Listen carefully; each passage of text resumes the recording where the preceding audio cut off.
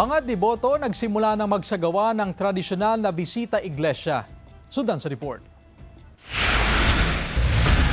Tuwing Semana Santa, hindi nakakaligtaan ng 80 anyos na si Aling Salvacion ang magbisita iglesia. Hindi raw wala ang kanyang edad upang ipagpatuloy ang kanyang panata. Kung tutuusin, simpleng sakripisyo lang daw ito kumpara sa naging sakripisyo ni Jesus nang tubusin ang kasalanan ng sanlibutan. 7 simbahan sa Mangaldan at Dagupan City ang kanyang binibisita. Una sa kanyang listahan ng Parish of St. Thomas Aquinas sa Mangaldan. Basta talagang ganun ang ginagawa ko yearly.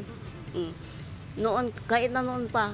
Ngayong Semana Santa, nagsisimula ng bumisita sa iba't ibang mga simbahan ng mga deboto. Bahagi na ng tradisyon ng mga mananampalatayang Katoliko ang visita iglesia na bahagi ng kanilang pagninilay tuwing Semana Santa. Tiniyak ng pulisyang seguridad sa mga simbahan. Yung deployment namin, yung police presence namin sa mga pilgrims at sa yung mga place of convergence, kailangan po talaga number yung in-ensure namin yung safety po ng community. Nanawagan ng pulisya sa mga deboto na iwasan magsuot ng mamahaling alahas at magdala ng mga gadget na takaw pansin sa mga kawatan. Sa may mga sasakyan, tiyakin ding nakalak ang mga ito para hindi matangay ng mga masasamang loob. At syempre number 1 yung police visibility namin yung police presence namin, yung security sa mga daan, syempre sa mga checkpoint para po kahit paano mapapalahanan din number 1 yung awareness.